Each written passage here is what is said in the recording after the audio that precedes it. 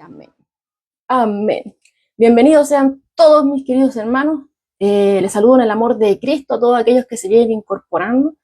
Y bueno, los voy a invitar a que abran sus Biblias en Mateo capítulo 9. Es ahí donde hemos estado. Bien, Mateo capítulo 9. Hoy día vamos a ver del verso 35 al 38. Del verso 35 al 38.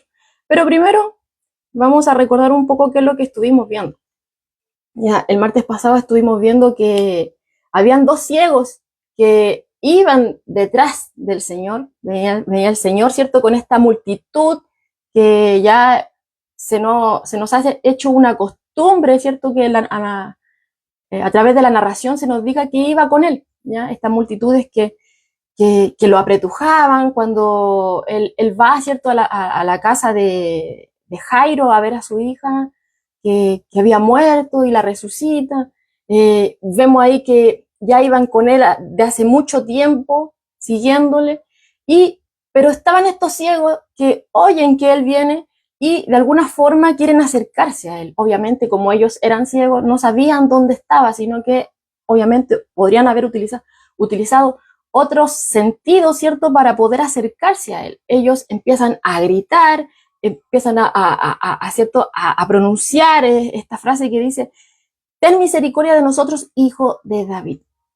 Apelan a la misericordia, claman por misericordia, no la exigen, no vienen enfocados, ¿cierto?, en otra cosa, sino que reconocen, como veíamos en el estudio anterior, reconocen su condición, ¿ya?, de que no están en posición de pedir nada, de exigir nada, sino que solamente claman a la misericordia. Y veíamos ahí que el Señor sí, como hemos visto a lo largo de todo este estudio, es un Dios, ¿cierto?, que está accesible, y Él, ¿cierto?, tiene un encuentro con ellos, pero en el tiempo que es oportuno delante del Señor. Ahí veíamos diferentes razones de quizás por qué fue de esta forma, pero vuelvo a reiterar que son conclusiones que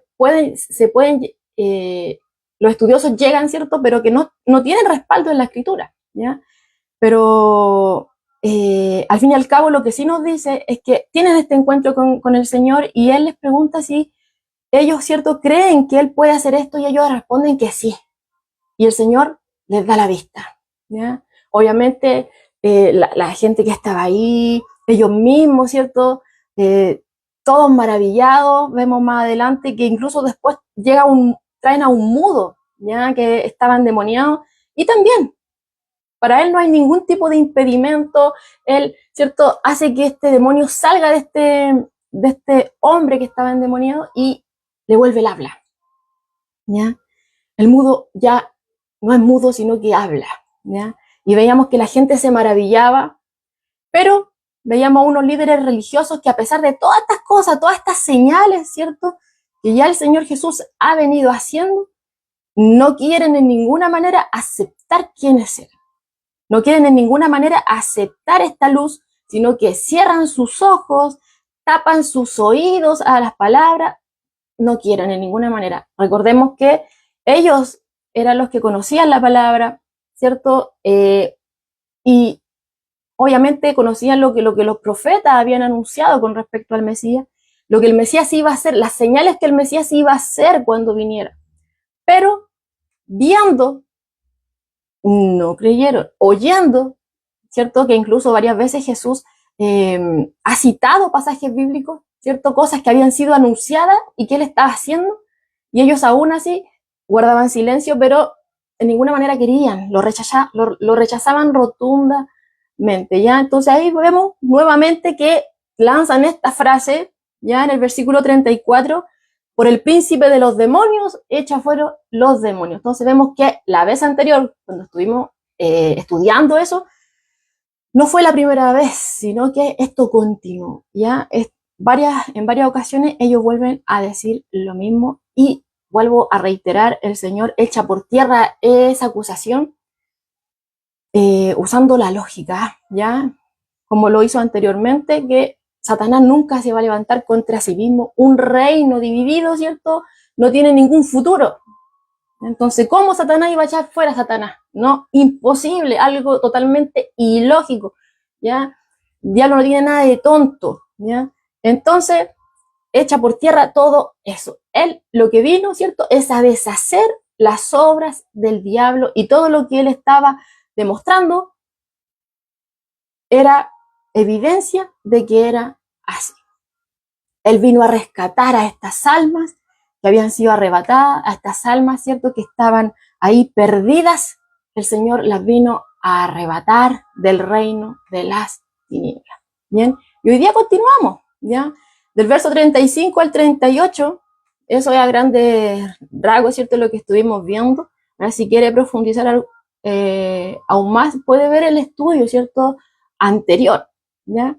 Dice la porción de la escritura del día de hoy, bueno, ya por subtítulo acá en Mateo capítulo 9, vuelvo a reiterar, del verso 35 al 38, la mies es mucha. Dice así la palabra del Señor. Recorría Jesús todas las ciudades y aldeas, enseñando en las sinagogas de ellos y predicando el evangelio del reino, y sanando toda enfermedad y toda dolencia en el pueblo. Y al ver las multitudes, vemos nuevamente esta palabra, tuvo compasión de ellos. Veíamos, ¿cierto?, que los ciegos le decían, ten compasión, ten misericordia de nosotros, hijo de David, ¿ya? Y aquí vemos que el Señor, sí, es misericordioso, y dice, tuvo compasión. Él es misericordioso, es compasivo. Tuvo compasión de ellas, ¿ya? Porque estaban desamparadas y dispersas, como ovejas que no tienen pastor. Entonces dijo a sus discípulos, a la verdad, la mies es mucha, mas los obreros pocos. Rogad pues al Señor de la mies que envíe obreros a su mies. Amén. Bueno, lo que podemos ver acá que de forma resumida, claramente, Mateo, ¿cierto?, nos está transmitiendo lo que el Señor hace, ¿cierto? Nos está describiendo lo que el Señor hizo en el último recorrido en Galilea, ¿ya? Y veíamos ahí que nos decía que él estaba enseñando, predicando y sanando en todas las ciudades y aldeas. Y eso es enfático, dice en todas las ciudades y aldeas de Galilea. Bueno, ahí como vemos dice ciudades y aldeas, ¿ya? Bueno, esto lo podemos distinguir, las ciudades ya tenían altos muros alrededor de ellas, lo que no tenían la aldea, ¿ya? Es como para poder distinguir ahí. Entonces entraba, ¿cierto?, a estas ciudades, a todas, y también a las aldeas. Esto no era poco, ¿ya? De hecho, el historiador judío de aquella época, Flavio Josefo, ¿ya?, nos dice que había, ¿cierto?, nada menos una prox de 200 ciudades y aldeas en aquella provincia. 200, hermano, 200, aprox, ¿ya? Algunos dicen 204, pero entre 200 y 204, un poco más puede ser, pero no menos, ¿ya? De hecho, nos dice aquí Josefo, las ciudades son muchas y la multitud de aldeas se hallan por todas partes, llenas de personas debido, bueno, no era por nada que la gente estaba ahí, dice ahí, llenas de personas debido a la fertilidad de la tierra. Era buena tierra, por eso ahí había mucha gente, ¿ya? Dice, había muchas ciudades, muchas aldeas por la buena tierra, ¿cierto? Tanto dice que la más pequeña de ellas contiene más de 15.000 habitantes. La más pequeña, mire lo que está diciendo aquí este historiador judío, nos dice que la más pequeña de estas ciudades, ¿cierto? O aldeas, la más pequeña contenía 15.000 habitantes. Si eso usted lo multiplica, ¿cierto? Esos 15.000 habitantes, ese aprox, que es el mínimo, como nos dice aquí Josefo, por estos 200, dejémoslo en 200, uno dice 204, dejémoslo en 200 ciudades aldeas, 200. Fácilmente, ¿cierto? Nos da al menos 3 millones de habitantes. 3 millones de habitantes ahí, ¿ya? Tomando en consideración esos números que nos está dando acá, ¿ya? Donde, bueno, tuvieron una exposición directa con Jesús. La mayoría de estas personas, porque, bueno, Jesús pasó por todo, nos dice aquí en la narración, por todos, dice, recorría Jesús todas, no hizo acepción, dice, todas las ciudades y aldeas, ¿ya? Todas. Entonces podemos ahí ver que todas estas personas tuvieron acceso, ¿cierto?, directa a la enseñanza y a todo lo que el Señor estaba haciendo, ¿ya? Ahora, hay algo bien claro, ¿ya?, que nos dice que el Señor tenía acceso a las sinagogas, ¿ya? Que cuando estuvimos viendo unos estudios anteriores, habían algunos que decían que ya no tenía acceso, ¿cierto?, que se estaba levantando mucho la oposición de los líderes religiosos, que eran los fariseos, ¿cierto?, y los escribas, que eran los que estaban acá, ¿cierto?, en la sinagoga, y decía que ya, ¿cierto?, con estos enfrentamientos continuos que Jesús tenía con ellos, ya no estaba teniendo acceso a la sinagoga, por eso enseñaba, ¿cierto?, a la orilla del mar y cosas por el estilo. Pero aquí vemos que eso se echa por tierra. Todo lugar donde el Señor estaba, Él lo transformaba en púlpito, ¿ya? Para Él no era problema predicar a la orilla del mar, para Él no era problema predicar, ¿cierto?, en el monte, para Él no era problema, ¿ya? Él veía la necesidad de las personas y Él hablaba. La gente venía a oírle. Caminaban muchos kilómetros para venir a oírle y para ver también sus milagros, ¿ya? Pero vemos aquí que tenía acceso a la sinagoga a pesar de la oposición. O sea, podemos ver que venimos saliendo de una frase que habían dicho los fariseos, que por el príncipe de los demonios echa fuera a los demonios, ¿ya? Pero lo vemos acá en el verso 35 diciendo que Él recorría toda la ciudad y aldea enseñando en las sinagogas de ellos, predicando el evangelio del reino. O sea, no porque sí, no se doblegó delante de ellos, no. Él vino a obedecer al Padre, ¿cierto? Y el propósito, claro, está en que Él venía a salvar las almas. Entonces, era necesario predicar el evangelio. A eso Él iba a la sinagoga, a eso Él iba, ¿cierto?, a predicar cualquier lugar donde Él daba su enseñanza, ya sea en la orilla del mar o ya sea en el monte. Él predicaba, Él enseñaba, ¿ya? Y sanaba también, ¿ya? Entonces podemos ver aquí que Él aprovechaba también incluso esta reunión de los judíos en la sinagoga para anunciarles el reino, el evangelio del reino. Pero también vemos algo bien particular, ¿ya? Teniendo aquí en mente lo que estuvimos diciendo ahora, o sea, si estuvo paseándose, ¿cierto?, yendo, llevando el mensaje, enseñando, sanando, en todas, ¿cierto?, las ciudades, en todas las aldeas de este lugar, que veíamos ahí que aprox 200 subiendo, ¿cierto?, en cantidad, 15.000 personas en la más pequeña, ¿ya? Vemos que el Señor, al ver toda esta gente, incluso a los que le vienen siguiendo, porque recordemos que Él no va solo, Él va con sus discípulos, y también hay mucha gente que ya lo viene siguiendo, que le apretujaban, como les decía, cuando iban a la casa, ¿cierto?, de Jairo. Entonces, vemos acá que nos dice en el verso 36 que toda esa gente con la cual él estaba viendo, se estaba relacionando, que ellos venían a Él a buscarle y cosas por el estilo, causan en Él una compasión entrañable, ¿cierto?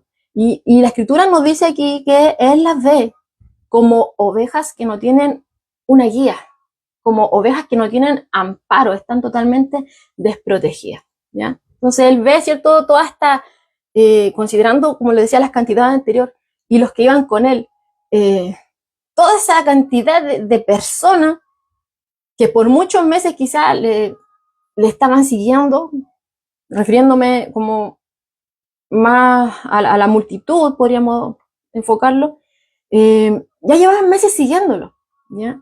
Entonces, eran prácticamente seguidores constantes de Él.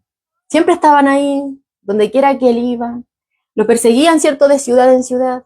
Veíamos, ¿cierto?, que cuando Él va a la tierra de los Gadarenos, veíamos ahí que sale de Capernaum, cruza el mar de Galilea, llega a la tierra de los Gadarenos, después vuelve de la tierra de los Gadarenos a la otra orilla. Lo estaban esperando. Entonces, lo seguían donde iba. Si iba de la sinagoga a otra sinagoga, lo seguían de sinagoga en sinagoga. Si Jesús estaba en una casa, lo seguían de casa en casa. La casa de Simón Pedro se iba a la casa de Jairo, allá iban, lo seguían a todo lugar. No le daban descanso, incluso cuando veíamos que venía tanta gente que incluso ni siquiera tenía tiempo para comer.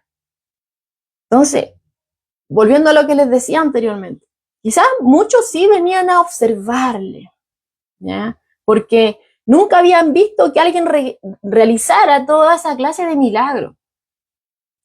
Mucha gente también venía a oírle, porque nunca habían oído hablar a alguien de esa manera y se maravillaban a través de todas esas palabras, ¿cierto?, que él transmitía con autoridad, pero que también estaban llenas de compasión. Pero también es claro que hay muchas personas que no solamente venían a oírle o a ver lo que el Señor hacía, ¿cierto?, con otros, ¿cierto?, los milagros que hacía, no solamente, sino que algunos venían porque tenían necesidades específicas, eran necesidades personales, también venían a él, o quizá si bien podía ser algo personal, ¿cierto?, algo que estaba afectando su propia vida, o también que estuviera afectando la vida de algún ser querido o algún amigo, ¿ya? Como por ejemplo esos amigos que traen al paralítico cuando estaba la casa, ¿cierto?, llena y no podían hacerlo llegar donde Jesús por causa de toda la gente que estaba ahí. Entonces ellos lo suben, ¿cierto?, y por el techo rompen y lo hacen llegar. Entonces ahí vemos que traen a un amigo, podríamos decirlo de esa forma, ¿ya? Entonces, sí, algunos sí venían a oír, le venían a ver qué es lo que estaba haciendo, a oír lo que la enseñanza de él, pero otros sí venían por necesidades específicas, ya sea propia o por algún ser querido o amigo, ¿ya? Y estos también, bueno, venían por sanidades físicas o también por liberación de demonios, como lo que hemos estado viendo. Por ejemplo, el último, cuando le traen a este endemoniado que estaba mudo, ¿ya? Teniendo un caso más, un ejemplo más cercano. Entonces, si bien toda esta gente a lo mejor venía con diferentes propósitos, venía con diferentes motivos, pero vemos que el Señor aquí no se deja llevar por las apariencias, ¿ya? Y Él ve a la multitud con ojos divinos, ¿ya? Él lo que ve en ellos, ve esa necesidad que es infinitamente mayor en sus vidas. ¿Qué es lo que vio? Vio esa profundidad y el dominio del pecado, ¿cierto?, que los asediaba. ¿Qué es lo que él vio? Él vio, ¿cierto?, esa situación desesperada de ceguera espiritual. ¿Qué es lo que él vio? Que iban camino a la perdición por causa de todas estas cosas, ¿ya? Entonces, como vemos acá, nos dice que él tuvo compasión de ella, como solamente Dios puede tener compasión de su creación, como solamente Él lo puede sentir, ¿ya? Entonces, Él se preocupó, ¿cierto?, por los que le seguían. ¿Por qué? Porque se trataba de Dios encarnado, ¿ya? Y su naturaleza divina es amar. Él se preocupa de las personas. Él se compadece del ser humano, ¿ya? Como les decía, él no se dejó engañar por las apariencias, no se dejó engañar por esas fachadas espirituales que quizás tenían ahí incluso los líderes religiosos o las otras personas que se topaban por ahí. No, él lo que veía, a pesar de todas las cosas que estaban sucediendo, de que algunos lo buscaban con intereses erróneos, equivocados, intereses personales, aunque otros, ¿cierto?, lo rechazaban de esa forma, él lo que veía, ¿cierto?, es que él veía sus almas, él veía sus almas y al verlo, ¿cierto?, él supo que interiormente estaban desamparadas y dispersas, como ovejas, ¿cierto?, que no tienen pasto, ¿ya? Sobre todo refiriéndose a la multitud. Todos tenían necesidad de Dios. Ahora, dice aquí un comentarista, dice, el término traducido desamparada tiene el significado principal de vapuleados o, óigalo bien, despellejados. Y los significados derivados de estar acosados o gravemente perturbados. O sea, ya tenemos esa idea, desamparado, ¿cierto? Vemos ahí, vapuleado, algo más ahí despellejado, acosado, gravemente perturbado. Y a menudo, dice aquí, se relaciona con las ideas de ser maltratados, magullados, mutilados, destrozados, agotados y exhaustos. Y justamente esa es la misma idea, refiriéndome incluso en la parte final, cuando habla de agotados, exhaustos, ¿cierto? O en la anterior, que es acosado, son lo que también nos reitera aquí el escritor de Se hizo hombre, Pablo Hoff, que nos dice que este término, ¿cierto? ¿Cuál término? Desamparada. Quiere decir acosadas. Como un animal, dice aquí Pablo Hoff, como un animal silvestre acosado por los perros, vejado por quienes carecen de misericordia y agotados como viajeros tan cansados que no pueden dar un paso más. Entonces vemos que esa idea, si bien decimos desamparado, cuando vemos, ¿cierto?, la palabra en el original, vemos que es aún más profunda. Está hablando de algo totalmente grave. Como veía ahí, gravemente perturbado, acosado, despellejado, destrozado, maltratado, agotado, exhausto, como decía ahí Pablo Hoff, como un viajero que no puede dar un paso más, como acosado como un animal silvestre acosado por los perros. ¿Ya? Y por otro lado, la palabra dispersas, también nos dice aquí, MacArthur dice, tiene el significado básico de encontrarse derribados, postrados y totalmente indefensos, como por una herida mortal. Sin fuerzas, sin nada, como por una herida mortal. O sea, imagínese eso, derribado. Y no solamente derribado, sino que está postrado, no se puede parar. Está postrado, está totalmente indefenso. ¿Ya? Como por una herida mortal. Y es así, ¿cierto? La persona que está azotada por el pecado. En esa condición está la persona que está siendo azotada por el pecado. Y eso fue lo que el Señor Jesús vio. En todas esas multitudes que le seguían, en todas esas aldeas, esas ciudades a las cuales iba, toda esa gente, él las veía que estaban devastadas interiormente. ¿Por qué? Por su condición pecaminosa. Estaban sin esperanza, camino a la perdición. Dice aquí un comentarista, esto preocupó a nuestro Señor mucho más que su esclavitud corporal a los romanos, lo cual era bastante doloroso. Y esto es literal. Esto realmente fue lo que más preocupó al Señor Jesús durante su ministerio terrenal. Muchos, ¿cierto?, esperaban a este Mesías libertador político, que fuera como del tipo el rey David, ¿cierto?, que se levantaba con ejército e iba en contra, ¿cierto? Pero el Señor Jesús no. Él venía por una liberación mucho mayor. Venía a liberar al hombre, ¿cierto?, de la esclavitud del pecado, de la condenación eterna. Pasaba a un segundo plano, como decía, era bastante doloroso, ¿cierto? El yugo de Roma sobre el pueblo, era bastante doloroso, pero era algo temporal, eso no iba a ser para siempre, ¿ya? Pero sí, considerando el tema del pecado, eso sí trae condenación eterna. Cuando la persona no se arrepiente, cuando la persona no se vuelve a Dios por medio de Jesucristo, eso acarrea consecuencias eternas. Y eso es lo que al Señor le preocupaba más. ¿Ya? Eso es lo que al Señor le preocupaba más. Esa esclavitud del pecado que tenía el hombre. ¿Ya? Mucho mayor era eso, que traía consecuencia eterna, que, como dice aquí, que el yugo de Rama. Aunque no quitaba de ser terrible para los judíos eso. ¿Ya? Entonces, el Señor veía, ¿cierto?, a estas multitudes dispersas, como ovejas que no tienen pastor para protegerlas, para cuidarlas. Estaban totalmente indefensas, estaban totalmente desprotegidas, estaban totalmente maltratadas, espiritualmente maltratadas, derribadas, hermano, ahí como por herida de muerte, como veíamos en la profundidad de las palabras que estábamos viendo anteriormente. Entonces, y la veíamos ahí sin ningún liderazgo y sin ninguna provisión, sin cuidado, sin nada. Ahí estaban, ¿ya?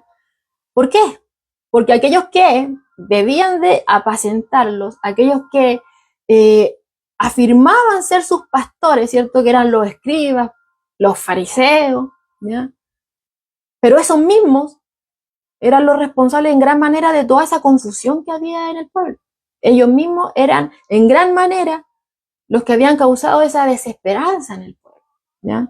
¿Por qué? Porque estos líderes religiosos no les daban esos pastos espirituales, no les alimentaban como correspondía, no les daban de beber, no vendaban sus heridas, no les importaba a la gente, ¿ya? Entonces, ¿qué pasó con esto? Bueno, el pueblo había quedado agotado, había quedado desolado, había quedado desesperado. Y estos líderes espirituales que no tenían compasión alguna, dejaron que el pueblo se deteriorara nomás, ¿ya? Ellos, en vez de hacer que las personas se acercaran más a Dios, estaban haciendo todo lo contrario, como hemos estado viendo en varios estudios. O sea, ellos ofrecían solamente una religión que añadía cargas en lugar, ¿cierto?, de levantarla, ¿no? Añadían y añadían peso a la gente. Ellos tenían más preocupación, ¿cierto?, por esas tradiciones de hechura humana, pero tenían, ¿cierto?, una preocupación solamente superficial, una preocupación solamente hipócrita por la verdadera ley de Dios. Y Jesús lo dejó al descubierto muchas veces. Entonces, ellos no tenían compasión por las personas, totalmente. No, de hecho las despreciaban. No tenían aprecio por ellas, las despreciaban. No tenían compasión por ellos, no, en ninguna manera. No tenían compasión. En cambio, las explotaban, no les servían, sino que se servían de ellas. De hecho, estos líderes, ¿cierto?, fueron los descendientes verdaderos de los falsos pastores, que incluso Ezequiel nos ha hablado, ¿ya? Hay una porción de la escritura, ¿cierto?, de Ezequiel 34, del verso 2 al 4, que muchos de nosotros, ¿cierto?, la conocemos. Y ahí vamos a ver, ¿cierto?, que el Señor había protestado muchos siglos antes de lo que nos encontramos ahora estudiando, de lo que el Señor le molestaba, de lo que el Señor estaba denunciando por medio del profeta Ezequiel. Dice así: así ha dicho Jehová el Señor, ay de los pastores de Israel que se apacientan a sí mismos. O sea, ya habíamos diciendo, o sea, ellos no servían a la gente, no les importaba a la gente, no tenían compasión de ellos, sino que era lo contrario. Les tenían desprecio, los explotaban y no les servían, sino que se servían de ellos. Y aquí vemos que ya años antes, mucho tiempo antes, el Señor ya había anunciado esto a través del profeta Ezequiel y dice: ay de los pastores de Israel que se apacientan a sí mismos. Se apacientan a sí mismos. ¿No apacientan los pastores a los rebaños? Mire lo que dice aquí: coméis la grosura y os vestís de la lana, la engordada degolláis, mas no apacentáis las ovejas. No fortalecisteis las débiles, ni curasteis la enferma, no vendasteis la perniquebrada, no volvisteis al redil la descarriada, ni buscasteis la perdida, sino que os habéis enseñoreado de ellas con dureza y con violencia. Ezequiel 34, del verso 2 al 4. Ya había sido denunciado anteriormente. Y era prácticamente lo que estaba sucediendo también acá, ¿ya? De hecho, el Señor Jesucristo también, en una de las tantas veces que Él los encara, les dice que ellos atan cargas pesadas y difíciles de llevar, ¿cierto? Y las ponen estas cargas pesadas y que son difíciles de llevar, ¿sobre quién? Sobre los hombros de los hombres. Pero ellos ni con un dedo quieren moverla. Mateo 23, 4. El Señor lo denunció públicamente. Ustedes ponen carga sobre carga. Son cargas que ni siquiera son difíciles de llevar y las ponen sobre los hombros de las personas. Pero ustedes ni siquiera con un dedo quieren tocarlas, ni siquiera quieren moverlas, nada, ¿ya? Y es peor, Porque en ese mismo capítulo 23, en el verso 13, el Señor les dice que ellos mismos están cerrando el reino de los cielos delante de los hombres. En vez de dejar que la gente se acercara a Dios con todas estas tradiciones, estas reglas humanas, estaban haciendo que la gente se enfocara en otras cosas, en vez de enfocarse en lo que realmente corresponde. Tomando un ejemplo, el día de reposo. El día de reposo era para que el hombre descansara delante de la presencia del Señor y se deleitara en Él. Pero ellos, con todo su conjunto de reglas y restricciones y tantas cosas, la gente estaba más preocupada de no romper alguno de esas reglas que del propósito principal. ¿Ya? Entonces, quitaban la vista de Dios por cosas de hombre. En vez de dejar que la gente viniera, las espantaban, las echaban a un lado. No entraban ellos ni dejaban entrar a los que venían detrás. ¿Ya? Tremenda acusación. Entonces, quizá nos parecía ilógico o irónico que el Señor en este texto estuviera hablando de que faltan obreros, considerando, ¿cierto?, que estaban todos estos líderes religiosos que conocían la palabra, que tenían, ¿cierto?, la escritura, tenían los rollos de los profetas y de los primeros libros, ¿cierto?, de Moisés, el Pentateuco, tenían acceso, ¿cierto?, a todo este material de manera privilegiada. Pero suena irónico o ilógico, ¿cierto?, que el Señor estuviera hablando de falta de obreros cuando ellos enseñaban, ¿cierto?, en las sinagogas, ellos enseñaban a la gente, había maestros, estaban los rabí y todo esto.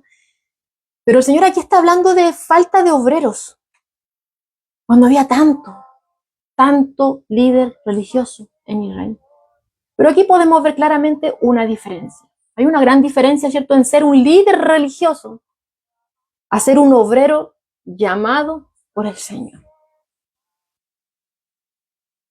Lo que había en abundancia en Israel eran aquellos que se pastoreaban a sí mismos, como veíamos ahí en Ezequiel 34, versículo 2.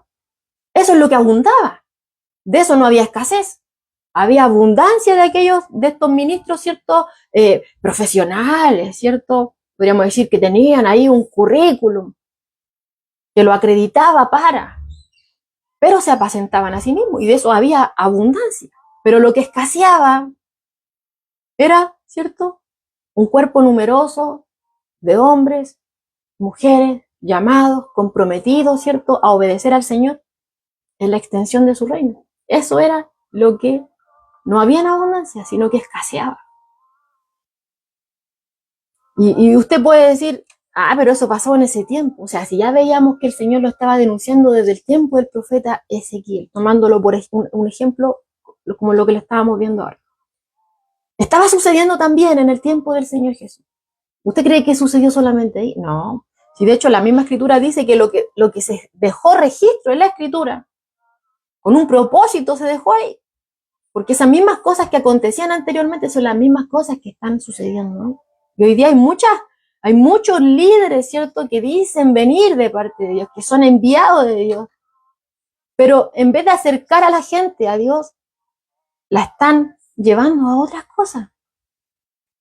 La están llevando a esas reglas de hombre, que esto, otro. Entonces las personas están más preocupadas de no romper con esto. No es que voy a romper esto, entonces. O cumplir esto.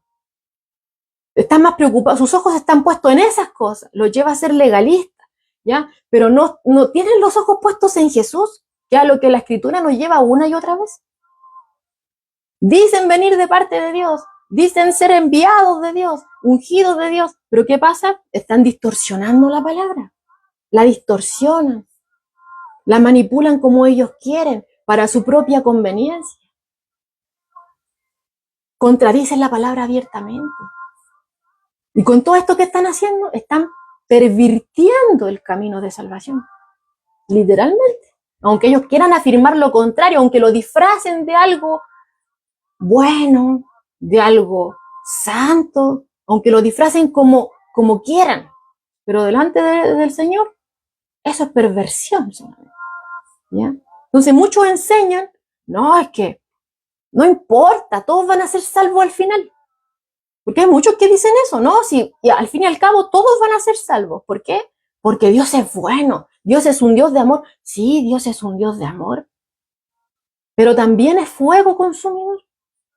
¿Ya? Pero ellos solamente se enfocan en una parte. No es que Dios es muy bueno. Y Dios es bueno. Pero solamente se enfocan, Dios es bueno, entonces Él nunca va a condenar a nadie al infierno. La otra vez escuchaba a un predicador, sí, decía que una abuelita le decía, ay, pastor, tanto que predica usted del infierno, si yo creo que al fin y al cabo, cuando llegue el fin de los tiempos, Dios no va a mandar a nadie al infierno, porque Él es bueno y misericordioso, y no va a querer que nadie vaya al infierno, no los va a mandar. Así que no enseñe eso. ¿Y qué fue lo que este pastor decía que él le respondió a la abuelita? Déjeme decirle, sí, Dios no lo va a mandar al infierno, Dios no lo va a mandar a la condenación, sino que ellos solitos son los que se van hacia allá. Dios no quiere que nadie perezca. Si es por eso que Jesucristo vino. Es por eso que Él vino. Para que el hombre no fuera a la perdición. No fuera a la condenación. ¿Ya? Pero están enseñando estas cosas. ¿Ya? De que no importa, que al fin y al cabo Dios los va a perdonar a todos, que nadie se va a ir al infierno. Entonces prácticamente le están susurrando a la gente, le están endulzando a la gente, diciéndole, no, si tú puedes, estate contento contigo mismo porque tú eres capaz. Entonces, si llevas la vista de las personas a sí mismo en lo que hacen o en lo que no dejan de hacer, ¿cierto? Si llevas la vista a las personas a un punto que es totalmente errado, esa persona nunca va a ver su real necesidad de arrepentimiento. Nunca va a ver esa real necesidad de que necesita un Salvador. Nunca lo va a ver, porque le están endulzando el oído, porque le están diciendo que él es capaz, que él tiene todas las cosas, que él esto, que tanta cosa, ¿ya? Entonces nunca realmente le predican la palabra como tiene que ser predicada, nunca le enseñan realmente cómo tiene que ser exhortada la palabra, ¿ya? Cuando cada vez que nos sumergimos en la escritura, lo único que vemos es la grandeza de Dios y mi bajeza. Ten misericordia de mí, Dios. Eso es lo que vemos nuestra condición pecaminosa. Vemos que el único fiel aquí es Dios y que nosotros somos totalmente infieles, que decimos, Señor, te vamos a servir, pero muchas veces nos desviamos. Eso es lo que vemos en la Escritura. Y vemos a través de eso que cuando merecíamos, ¿cierto?, el castigo, merecíamos la condenación eterna, vemos que recibimos lo que no merecemos. Recibimos misericordia. Recibimos gracia de Dios. ¿Ya? Pero estos enseñando estas cosas están pervirtiendo el camino a la salvación, están impidiendo que esas personas realmente vean su necesidad de arrepentimiento, vean que son unos pecadores, que van camino al castigo eterno, que necesitan pedirle perdón a Dios, ponerse a cuenta con Dios y venir y refugiarse en Jesucristo, a pedir perdón y a clamar por misericordia. O también le dicen a las personas que pueden conseguir el favor de Dios si evitan ciertos pecados. No es que si tú dejas de hacer tal cosa, entonces Dios va a estar de tu lado. O si tú haces ciertas cosas, Dios va a estar de tu lado. Entonces sí vas a tener el favor de Dios. No, si te está yendo mal es porque tú no estás haciendo esto. Es porque estás haciendo esto y está mal. Entonces vemos que están pervirtiendo el camino de Dios. No, es que si tú participas de todas estas cosas, entonces Dios te va a prosperar. Es que si tú haces todas estas cosas, Dios te va a prosperar. Están engañando. Están engañando a las personas. ¿Ya? De hecho, a esos falsos maestros Jesús los llamó ladrones y salteadores. El propósito de ellos es otra cosa, es apacentarse a sí mismos. Nunca realmente tienen compasión por la gente. Nunca realmente tienen ese amor por las almas. Y el Señor sí lo dice, que de esos son los extraños. Y de ellos la gente tiene que huir. ¿Ya? Entonces, teniendo en consideración todo esto, hermano, ahora, qué refrescante tienen que haber sido las palabras de nuestro Señor cuando Él le dice a la gente, venid a mí, todos los que están trabajados y cargados, porque yo os haré descansar. Llevad mi yugo sobre vosotros y aprended de mí, que soy manso y humilde de corazón, y hallaréis descanso para vuestras almas, porque mi yugo es fácil y ligera mi carga, cosa que ellos no tenían. Mateo 11, del 28 al 30, aparece esta porción de la escritura. No lo tenían. Estaban trabajados, estaban cargados, estaban mal espiritualmente. Y el Señor vio todo esto y los estaba invitando a venir a Él. Él es el único que puede dar descanso real al alma del ser humano. Es el único en el cual haya descanso en nuestra alma, el único que la puede proveer. Y Él la está ofreciendo. O sea, qué dulce tienen que haber sido esas palabras, qué refresco para todas esas multitudes que estaban totalmente agobiadas por el pecado, por todas esas necesidades espirituales. Porque sí tenían necesidades físicas, sí tenían problemas y todas esas cosas, ¿ya? Pero la mayor preocupación, como veíamos anteriormente de nuestro Señor, era el asedio del pecado en el hombre, ¿ya? Y totalmente estas palabras que él decía eran totalmente opuestas a toda esta enseñanza de los escribas, de los fariseos, ¿cierto? Que ellos, en vez de dar alivio, añadían carga, sobrecarga, cargas que eran imposibles de llevar, difíciles de llevar, las ponían sobre los hombros de las personas, tradición sobre tradición, regla sobre regla, requisito sobre requisito. Pero el Señor, ¿qué dice ahí? Venid a mí, porque yo os haré descansar. En mí hallará descanso vuestra alma. Entonces, él las veía, ¿cierto? Como ovejas que no tenían pastor, estaban desamparadas, ¿ya? Y ahora, ¿cierto? Vemos que, continuando con la narración, él ve a la gente como una gran cosecha de trigo, que urge que sea segada, porque si no, se va a echar a perder. De hecho, la palabra aquí para mí, dice aquí el escritor MacArthur, dice, se usa dos veces en el Nuevo Testamento y el contexto se refiere a salvación o a juicio, o tal vez a ambos aspectos. Y es prácticamente lo mismo que nos dice aquí Pablo Hoff con otras palabras, que nos dice, si los hombres no son salvos y recogidos, perecerán como trigo que no es cosechado. Entonces ahí vemos que habla de salvación y juicio, ¿ya? Si los hombres no son salvados y recogidos, van a perecer como trigo que no es cosechado, ¿ya? Urge que esa gran cosecha sea cegada, si no, se va a echar a perder. Ahora, es fácil, hermano, perder la conciencia de lo inminente, ¿cierto? O inevitable del juicio de Dios. Es fácil que nos perdamos de eso, que se pierda de nuestra vista, de nuestra mente. Pero cuando nosotros perdemos ese enfoque, cuando nosotros perdemos, ¿cierto? Lo que es realmente, lo que va a ser ese día, con lo que la Escritura nos va revelando acerca de ese día, ¿cierto? De cuando sea el juicio de Dios. Cuando perdemos de vista eso, perdemos algo muy importante, ¿ya? ¿Y qué perdemos? Perdemos el importante motivo para testificar. Eso es lo que nos mueve a testificar, eso es lo que nos mueve a predicar, eso es lo que nos mueve a enseñar. ¿Para qué? Para que la gente oiga, se arrepienta y venga a Cristo, porque es el único que le puede salvar. Alguien ha escrito, no hay manera de describir el infierno. Nada en la tierra puede comparársele. Ninguna persona viva tiene una idea real del infierno. Ningún loco en las más salvajes subidas de la demencia vio alguna vez su horror.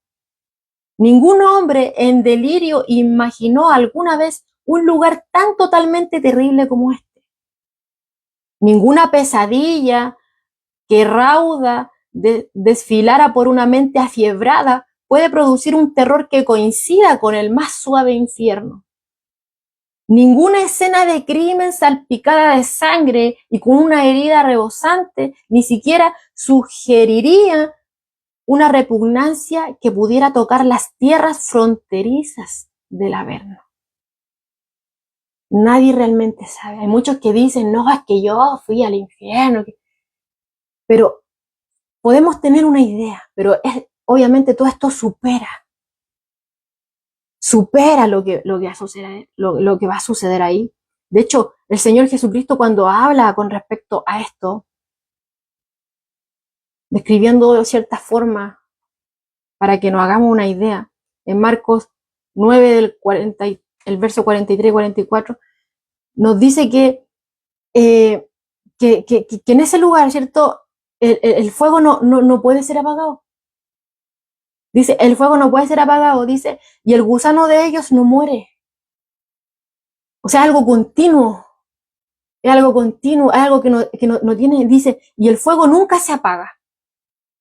¿Ya? Entonces el Señor conocía, ¿cierto? Sabe de lo terrible, de lo trágico que es terminar en ese lugar. Por eso Él advierte con respecto a eso y dice, no dice nada lindo con respecto a eso. Como otra vez decía Pedro, hay muchos que dicen, no, yo quiero estar en el infierno, y lo dicen a manera de chiste. Pero Dios tenga misericordia de ellos y no lleguen a tal lugar. No lleguen a tal lugar, sino que se arrepientan.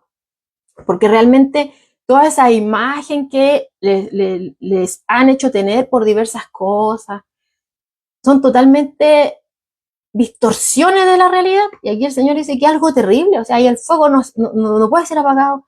El gusano de ellos no muere, es algo continuo.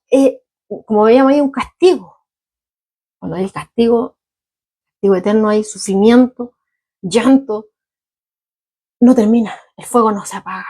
¿Ya? Entonces, al Señor obviamente le duele su corazón, le dolió, al ver la multitud de toda esta gente que estaba en el contexto ahí, le dolió su corazón de que alguno de ellos pudiera llegar a ese lugar.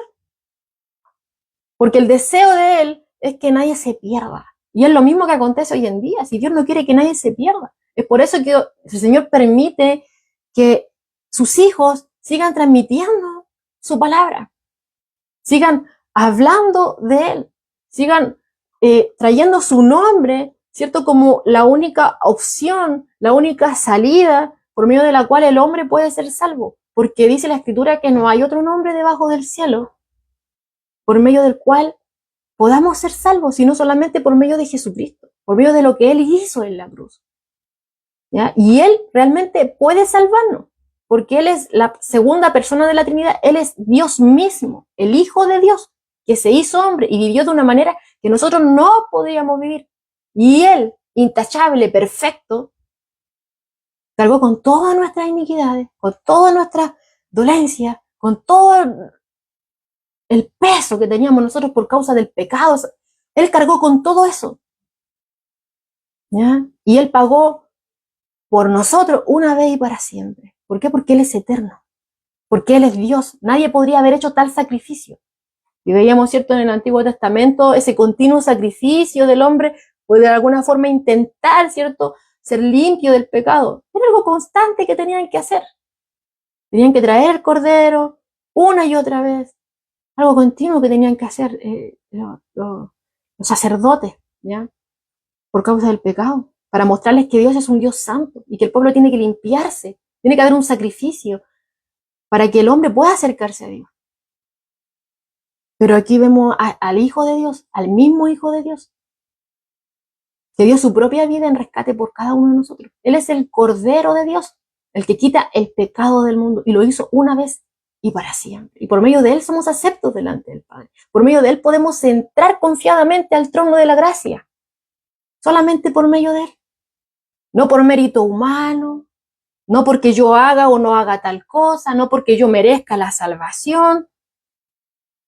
Son cosas que nosotros no tenemos arte ni parte en esto. Porque ya vuelvo a reiterar, o sea, cuando dice Efesios que estábamos muertos en delitos y pecados, muerto no puede hacer nada. Nada. El hijo de la viuda de Naín, ¿qué hizo? Nada. Pero el Señor fue el que se acercó a él y lo resucitó. ¿Qué pudo hacer la hija de Jairo? Nada. El Señor fue y la resucitó. ¿Qué fue lo que hizo Lázaro? Nada. El Señor fue. Él no pudo hacer nada. El Señor lo resucitó y así mismo con nosotros. Fue el Señor el que hizo la obra en nosotros para que nosotros pudiéramos volver. Nos dio nueva vida. Porque estábamos fritos. Condenación eterna segura. Pero Él nos sacó de la misma boca del lobo, diciéndolo de alguna forma. De ahí nos sacó el Señor. Del infierno mismo, imagínenselo ahí. Una imagen que podemos tener, una idea, mejor dicho, de lo que puede ser, porque nada bonito nos dice la Escritura con respecto a ese lugar.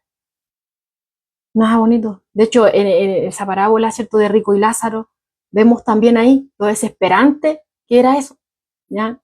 Donde vemos ahí a un rico que está refiriéndose, ¿cierto?, en esta división de lugares, donde estaba el padre Abraham y acá el rico, y le dice que le diga a Lázaro, ¿cierto?, que era este hombre que veía cómo caía la migaja al piso del rico y deseaba comerla, y estaba lleno de llaga y los perros lamían, ¿cierto?, su herida, y muere él, y va al seno de Abraham, dice la Escritura, y muere el rico y se va a otro lugar, al lugar que vemos acá, ¿cierto?, que no es nada bonito. Y vemos ahí que él le decía, padre Abraham, dile a Lázaro que ponga el dedo ahí y que deje caer una gota de agua en mi lengua. Dice, no, es imposible. Es imposible. Entonces, haz que resucite y que vaya donde mi familia para que ellos no lleguen aquí donde estoy yo. Imagínense la idea que nos da la narración bíblica, esa desesperación de este hombre de que su familia no llegue ahí donde está él, porque es totalmente desesperante. Y le dice, tampoco es posible. Es imposible. Es imposible que eso suceda porque la gente no se va a persuadir ni aunque vean a un muerto resucitar. No van a ser persuadidos. Lo vemos aquí. Hemos visto la resurrección de la hija de Jairo. Hemos visto la resurrección del hijo de la viuda de Naín. Más adelante vamos a ver Lázaro. Y vemos que incluso cuando resucita Lázaro, ya los líderes religiosos están ideando aún más matarlo. Porque como se estaba difundiendo todo esto, muchos más iban a seguirlo.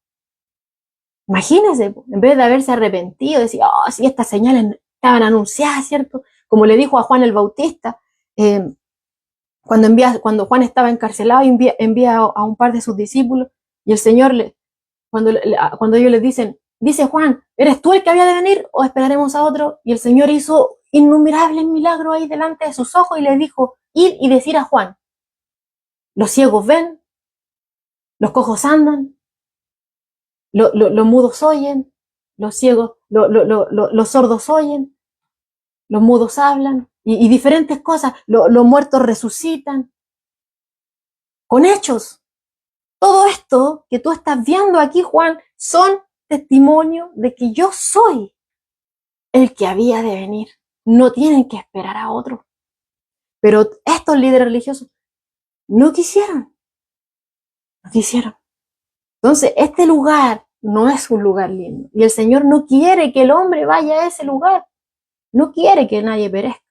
¿Ya? Pero estos con estas enseñanzas, pervirtiendo el camino de salvación, impidiendo que la gente se acerque realmente a Dios, que la gente vea realmente la necesidad que tienen por causa de su pecado, que están acorralados, que no hay salida, que necesitan un Salvador. No van a mirar nunca a Jesús porque sus ojos están puestos en otro lugar. ¿Ya? Entonces, por eso que vemos aquí que el Señor ve a esta gente, ve a esta multitud, como un rebaño que ha sido olvidado y no tiene pastor. No hay nadie que la cuide, no hay nadie que las proteja, están a la deriva. Y ven a una mies echándose a perder. ¿Por qué? Por falta de segadores. Y ante esas dos imágenes de ovejas sin pastor, totalmente desamparada y desprotegida, y esta mies que es abundante, pero que hay falta de segadores, no solamente vemos, ¿cierto?, la lastimosa situación de las personas, sino que estamos viendo la negligencia por parte de los que deberían ser los guías espirituales, los guías, ¿cierto?, que tenía que tener el pueblo. Entonces, el Señor mirando, ¿cierto?, hacia el futuro, cuando Él ya haya dado su vida en rescate por muchos, Él ya no iba a estar de la misma manera que estaba ahora, por ejemplo, con los discípulos, sino que Él después iba a ascender al Padre, después de dar su vida, iba a resucitar, iba a estar un tiempo con ellos enseñándole algunas cosas y después le iba a ir donde el Padre. Y ya no iba a estar de la misma forma a la cual ellos estaban ahí acostumbrados. Entonces empieza a prepararlos. Los empieza a preparar para que ellos, ¿cierto?, continúen su ministerio. Y esa labor de ministrar, de llevar a tanta gente, de tratar con tanta gente, era demasiado como para una persona, ¿ya? Entonces tenía que prepararlo. Entonces, deseando llevar a sus discípulos a sentir lo mismo que él sentía por las personas, por las almas, él hizo 3 cosas, como leíamos ahí en la narración. Él hizo 3 cosas. Lo primero que hace, ¿cierto?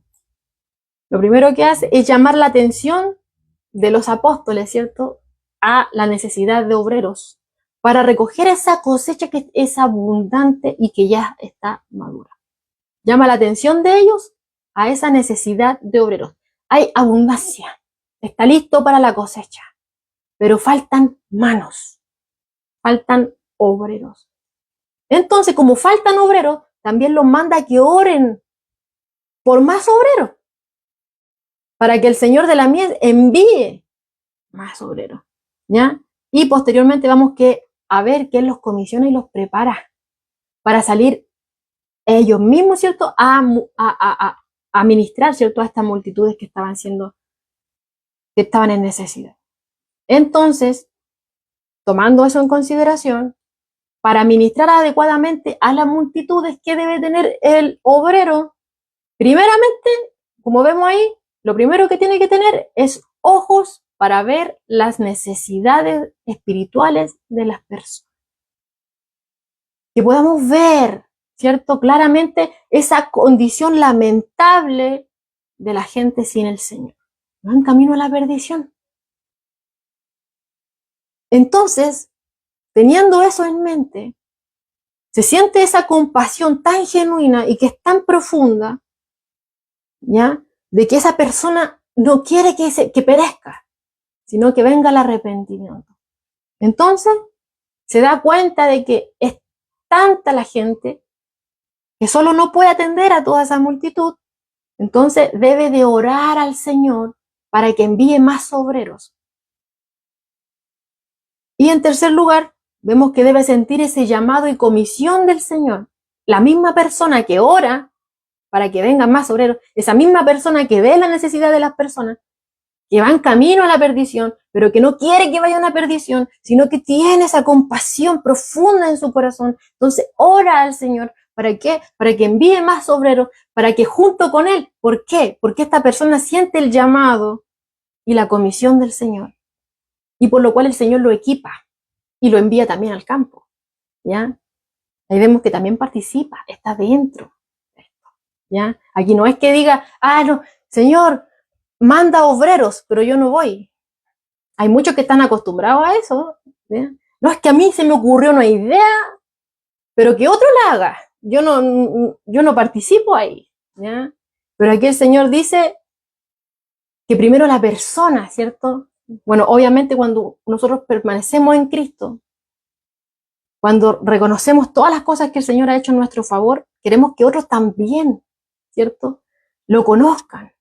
Queremos que otros también vengan a ser salvos, ¿cierto? Y que confíen en Él como su Salvador y como el Señor de sus vidas, ¿ya? Entonces, teniendo eso y queriendo ser útiles en la mano del Señor, también queremos que el Señor aumente obreros para que yo también, estando dentro de esta tarea, haya más manos y seamos más, ¿ya? Porque ahí vemos que sí, es partícipe aquel que ora, el Señor también lo envía. Les dice aquí a los discípulos, oren para que el Señor envíe más obreros, pero vemos que después lo envía a ellos, ¿ya? Entonces no es algo de que diga, no, el Señor envía obreros, pero envía a otros, a mí no. No, sino que también aquel que está orando, tiene que estar dispuesto a ser utilizado por el Señor. Otro pensamiento no es lo que nos está transmitiendo la idea acá, ¿ya? Entonces, en esos días eran pocos los obreros y también siguen siendo pocos hoy, ¿ya? Entonces, uno de los aspectos más importantes que los obreros del Señor tienen que tener en cuenta, de que los obreros del Señor tienen que entender y que estamos viendo aquí a través de la Escritura, es que los obreros pueden aumentar, pero solamente por medio de la provisión y el poder de Dios. Entonces, como sabemos que es Dios, a Él hay que pedírselo, Señor, aumente los obreros, envíe más obreros, ¿ya? Tenemos que orar a Él, porque Él es el que provee. Entonces, tenemos que rogarle que Él envíe, ¿ya? ¿Para qué? Para que con amor, ¿cierto? Con paciencia, ellos puedan advertir a la gente, ¿cierto? Que va camino a la perdición, para que vean a Cristo como su única opción para poder salir de ese lugar. Vean su necesidad espiritual, vean que son pecadores, que necesitan de la gracia de Dios. Dice aquí Spurgeon, y algo que me pareció muy interesante, dice, debemos rogar que el Señor envíe obreros. Ahora el griego es mucho más contundente. Esto es, que Él los empuje hacia adelante y los arroje fuera.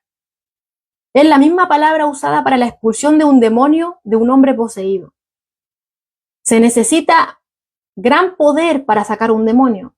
Se necesita el mismo poder de Dios para enviar un ministro a su obra.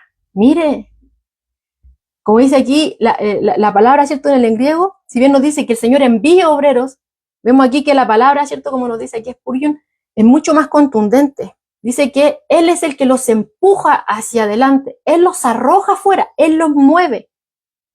Por medio, como decía ahí, como expulsa un demonio, se necesita gran poder para expulsar un demonio, también se necesita del mismo poder de Dios para enviar a un obrero, porque es el Señor el que mueve, es el Señor el que da el querer y el hacer, es el Señor, mientras más estamos apegados a Él, ¿cierto? Que Él nos mueve a obrar, a ser instrumentos útiles en sus manos, pero es Él el que mueve. Él es el que empuja hacia adelante, Él es el que nos arroja afuera, Él es el que nos da el querer y el hacer. Pero Él es el que nos da, ¿cierto? También, viendo lo que nosotros vivimos, que nosotros necesitábamos de Él, la gente allá afuera también necesita de Él. La gente que está a través de estos medios necesita de Él. Estos medios llegan a muchos lugares que nosotros ni siquiera nos podemos imaginar, ¿ya? Y esas personas, todos, necesitan del Señor, necesitan volverse a Él, y Cristo es el único que los puede salvar, ¿cierto? Y teniendo eso en mente, teniendo esa compasión, porque no quiere que se pierdan, tenemos que seguir orando para que el Señor envíe más obreros, pero teniendo en consideración de que yo no estoy exento a, el Señor envía obreros, pero a mí no, yo estoy incluido, estoy con la herramienta. Cuando estoy orando para que el Señor envíe obreros, ¿cierto? A la cosecha de esta mies, yo estoy con la herramienta en mano, ¿ya? Y es el Señor el que mueve todo esto, ¿ya? Él es el que, por medio de su poder, por medio de su provisión, el que hace todas las cosas. Entonces, sí, es posible orar, que oremos con regularidad por la salvación, y lo hacemos, oramos por la salvación de nuestros familiares, oramos por la salvación de nuestros seres queridos, por los vecinos, por los amigos, compañeros de trabajo y diferentes personas, ¿cierto?, que nos rodean, o personas que ni siquiera están cerca nuestro, que queremos igual que el mundo venga a arrepentimiento. Y es que, ¿cierto?, esa compasión hacia los hombres que están apartados de Dios nos mueve para orar, para que ellos se arrepientan y se vuelvan a Él, para que no perezcan. Eso nos lleva, ¿cierto?, a interceder por ellos, a rogarle al Señor por ellos, para que vengan al conocimiento de la verdad y sean libres realmente. Pero cuando oramos, ¿cierto?, al Señor para que envíe a ese alguien, a esas personas para testificarles la verdad, no podemos dejar de estar abiertos a que ese alguien seamos nosotros mismos. ¿Ya? Entonces, dice aquí un comentario, cuando tú ores por algo, será bueno que estés dispuesto a hacer lo mismo que pides. Cuando el Señor les pidió a sus discípulos que orasen para que hubiesen obreros, les envió a recoger la cosecha a ellos mismos. Eso es lo que vemos aquí en la Escritura. Nosotros también estamos incluidos. No es que, Señor, dale a otro la responsabilidad.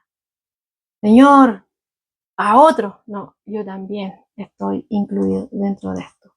Somos pueblo de Dios y el Señor con un propósito nos dejó acá. Pero claro está, separado de Él, nada podemos hacer. Mientras más apegados estamos a Él, ¿cierto? Más nos damos cuenta de nuestra realidad, de nuestra condición, y más llenos de gratitud estamos hacia Él.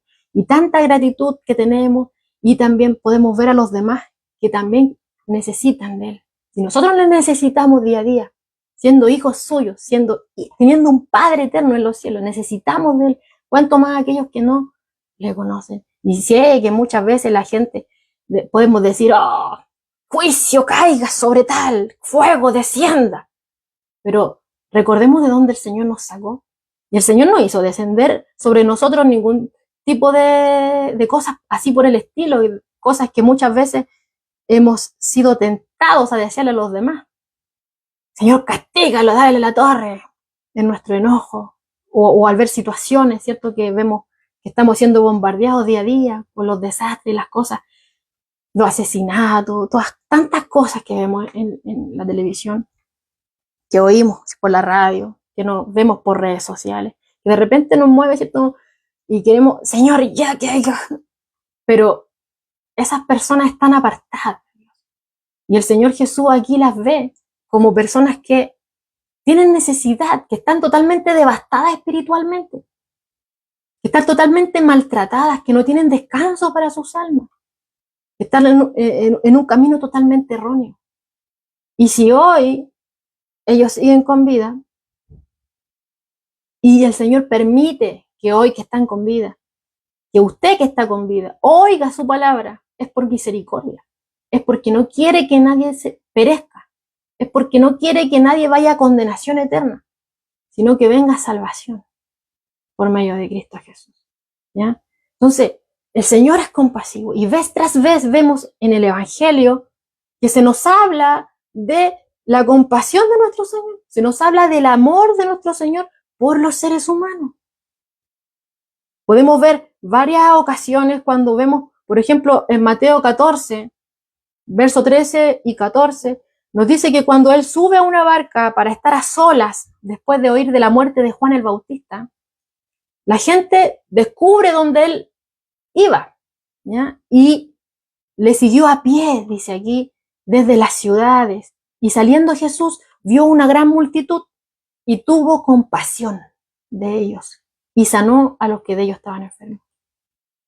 Vemos también que después de curar a una gran cantidad de personas en la ladera de un monte en Galilea, le dijo a sus discípulos, tengo compasión de la gente, porque ya hace 3 días que están conmigo y no tienen que comer. Imagínense al Señor preocupado de eso, no tienen que comer. Tengo compasión de la gente. Y enviarlos en ayuna no quiero.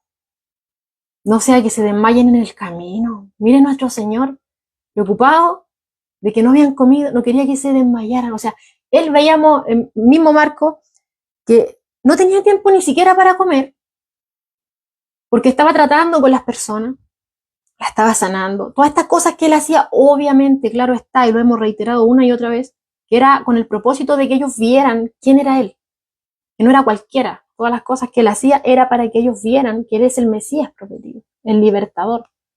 ¿Ya? Entonces, eran señales, como dice Juan, para que crean en quién es Él.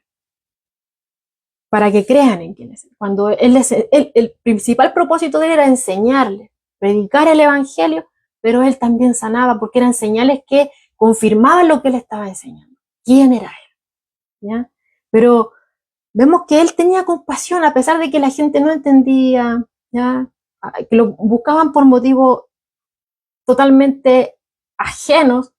era igual. Él tenía compasión, no se dejaba llevar por la fachada de las personas. Él veía su alma. Estaban necesitados, ¿ya? Entonces, no era suficiente sanar a los cojos, no era suficiente darle vista a los ciegos, no era suficiente darle el habla a un mudo, no era suficiente resucitar a un muerto, no era suficiente echar fuera un demonio o una legión, no era suficiente calmar la tempestad, no era suficiente. No era suficiente que no tuvieran comida y él les proveyera, no era suficiente. Él lo que quería era realmente salvarlos de la condenación eterna, ¿ya? Por eso él les enseñaba, por eso él les predicaba y por eso él sanaba, porque confirmaba lo anterior. Dice aquí, he aquí una maravillosa manifestación del corazón de nuestro Señor, una revelación de su motivo divino para el ministerio. Descubrimos lo que impulsó al Hijo de Dios a venir a la tierra para enseñar, predicar y sanar a un puñado de personas que solo merecían la condenación del infierno. No hay ninguna razón en el hombre para que Dios deba salvarlo. La necesidad nace de la propia compasión divina. Ningún hombre tiene ningún derecho sobre Dios. ¿Por qué entonces debería alguien preocuparse por los hombres? ¿Por qué no habrían de convertirse en la presa del lobo hambriento después de haberse apartado del redil? Se ha dicho que la gran obra de la redención fue el resultado de una pasión por la justicia y la santidad de Dios. Que Jesús debió venir, enseñar, vivir, padecer y morir porque es justo y santo. No leí así la historia. Dios pudo haber hecho cumplir todas las exigencias de su justicia y santidad, entregando a los hombres a la condenación que se habían atraído sobre sí mismos. Pero más profundo en el ser de Dios, reflejado en su gran poder de energizar tanto en santidad como en justicia, están el amor y la compasión. Según Oseas, el Señor declaró: ¿cómo podré abandonarte, oh Efraín? Es por el amor que inspiró el gemido del corazón divino que fue proporcionada la salvación. No merecíamos nada. Eso es lo que una y otra vez la Escritura nos deja en claro. No merecíamos nada. No hay ninguna razón para que Dios nos tenga que salvar. No merecíamos nada. Pero la necesidad nace de la propia compasión divina, ¿ya? Nuestro Dios, el Dios de la Biblia, es un Dios de amor y lleno de compasión. Hermano, qué diferente es de los dioses paganos. El pastor el otro día hablaba acerca de los dioses del Olimpo, que estaban ahí en un lugar lejano, ¿ya? Y el atributo supremo, ¿cierto?, de estos dioses griegos era la indolencia. Eran totalmente indolentes, eran apáticos, totalmente indiferentes. Le importaba un comino el bienestar humano, no le importaba nada. Pero vemos aquí que el Dios de la Biblia es totalmente diferente, ¿ya? Le importaban los problemas de la gente, le importaban las personas y todo lo que ellos estuvieran padeciendo. Imagínense ahí que tuvieran hambre, que no se fueran a desmayar, pero aún más no quería que se perdieran, ¿ya? Entonces, Jesús, el Hijo de Dios, no era un insensible frente a las personas, no era un insensible frente a sus problemas, no era un insensible. Es por eso que Él, viendo a la multitud, Él las ve como ovejas que no tienen pastor. Es por eso que Él, viendo a la multitud, ve que hay una abundante cosecha, pero que faltan obreros para que esa gran cosecha no se pierda. Por eso Él les enseñó, por eso Él les predicó, por eso Él las sanó, para que vieran quién era Él. Entonces, claro está, todo esto fue con el propósito final de que ellos pudieran venir a Él, pudieran confiar en Él y escapar de ese juicio que de otro modo nadie puede evitar, ¿ya? Entonces, hermano, Él nos amó de tal manera que dio su vida para que nosotros tengamos vida. Y si Él dio su vida para que nosotros tengamos vida, y Él nos ayuda diariamente, Él nos capacita, envió al Espíritu Santo, rogó para que fuera enviado el Espíritu Santo, y estamos sellados con el Espíritu Santo. Por medio de Él tenemos dones, ¿cierto? No son para que nos lo quedemos nosotros mismos, sino que son con un propósito todas las cosas que el Señor nos da. Él nos dejó su palabra, ella es la base, Él es nuestro manual de usuario. Todo tiene manual de usuario. La televisión tiene su manual de usuario, la lavadora tiene su manual de usuario, ¿cierto? Nosotros también. La escritura podríamos decirlo que es nuestro manual de usuario. Ahí está todas las indicaciones para el hombre para poder llegar a la salvación. Y la forma en que Dios quiere que nosotros también vivamos, que nuestra vida sea ordenada. Dios ahí nos habla de todo. Todo lo que necesitamos está ahí. Y el Señor nos dio todo el equipamiento. Hermano, tenemos acceso delante del trono de Dios. Eso lo podemos ver acá. Con confianza podemos venir delante de Él y pedirle al Señor, pero no enfocándonos egoístamente en nosotros, sino que así como el Señor ha tocado nuestros corazones, Él quiere que nosotros roguemos para que el Señor envíe obreros, para que nosotros dentro del grupo también sean útiles para que otros puedan venir a Cristo, así como nosotros vinimos a Él. ¿Ya?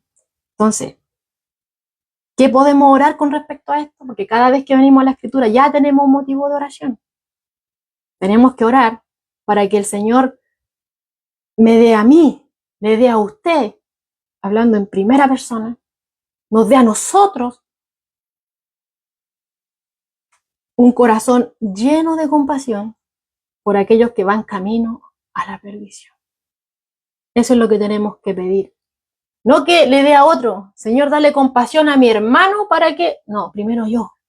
Señor, dame a mí un corazón que sea sensible a la necesidad espiritual de las personas.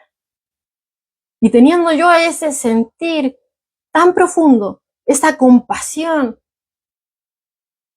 entrañable, rogarle al Señor que envíe obreros a las mies, pero yo con la herramienta en mano que el Señor me dio. Tengo el Espíritu Santo, tengo su palabra, y el Señor es el que da el querer y el hacer. ¿Ya? Entonces, no podemos pedir algo no estando nosotros como materia dispuesta. No, ese no es el enfoque que nos da aquí la Escritura. El Señor les dice a los discípulos, los enfoca, miren, la mies es mucha, pero hay pocos obreros. Hay necesidad allá afuera. Hay necesidad, hay pocos obreros. Vean eso. Van camino a la perdición. Necesitan oír de Jesús. Necesitan oír estas palabras que nadie más transmite, sino que solamente Cristo las tiene. Palabras de vida eterna. Necesitan oír que en Cristo hay salvación. Necesitan oír, primeramente, que todos somos pecadores y que vamos camino a condenación, pero que hay una salida. Y es Cristo. Necesitan oír, necesitan entender que necesitan venir a arrepentimiento, necesitan volverse a Dios. ¿Ya? Y nosotros obviamente no nos podemos hacer a un lado, que otro lo haga, ¿no? Sino que nosotros también estamos incluidos dentro de esto, y somos parte del pueblo de Dios, somos obreros del Señor, y obviamente es el Señor el que da el querer y el hacer, y Él nos dio todo, hermano, nos dio el equipamiento. ¿Ya? Así que el Señor nos ayude, que el Señor llene nuestro corazón de compasión por aquellos que van camino a la perdición, para que así como Él nos salvó a nosotros, también ellos puedan venir al conocimiento de la verdad. Y puedan darse cuenta de cuán bondadoso, cuán misericordioso, cuán lleno de compasión es nuestro Señor. Amén. Porque cualquier cosa que enseñen que no corresponde a lo que hemos visto, que no esté en la Escritura, no tengo por qué creerlo. Por eso lo importante es venir y sumergirse a la palabra. ¿Ya? Y aquí vemos que nuestro Dios está preocupado de nosotros. ¿Ya? Como exhortaba el otro día, el día domingo, nuestra pastora, hablaba de Agar. ¿ya? Esta sierva egipcia de Sarai, que después Sara, ¿ya? Ella era de un pueblo pagano, de una nación pagana, no tenía arte ni parte, ¿cierto? Es la promesa de Dios. Pero vemos ahí que ella, ¿cierto? Cuando es dada por mujer a Abraham para que ella pudiera dar a luz un hijo, ya que Sarai era estéril, ¿ya? En esta idea que tuvo Sarai, eh, ella da a luz y pasan situaciones ahí, y ella huye después porque ya se empieza a tornar medio problemático todo eso, huye de ahí de su ama, y viéndose en el desierto, ya sin salida, sin esperanza, Dios, ¿cierto?, sale a su encuentro, envía ahí un mensajero y sale en su auxilio. Y ella llama al pozo ahí, el viviente que me ve, ¿ya? Dios tuvo compasión de ella, vio su problema y salió en su socorro, y lo mismo que hizo con nosotros, ¿ya? Él vio nuestro problema, nuestra condición espiritual, que íbamos camino a la perdición, a la condenación eterna. Pero él no se quedó de brazos cruzados, siendo Dios mismo. No tenía, podría haber hecho una creación nueva. Dice la escritura, Dios dijo y se hizo. Fácil. Podría haber hecho todo nuevo, perfecto, que nadie le fallara ni nada, ¿ya? Pero no. Él ideó un plan de salvación y él mismo se hizo partícipe. Él mismo se hizo partícipe, no dijo envía a otro, no, él mismo se hizo partícipe de esto, se hizo hombre y vino a dar su vida en rescate por muchos. Porque el Hijo de Dios vino a servir, no a ser servido como aquellos que estábamos viendo en el contexto. Que el Señor nos ayude. Así que vamos.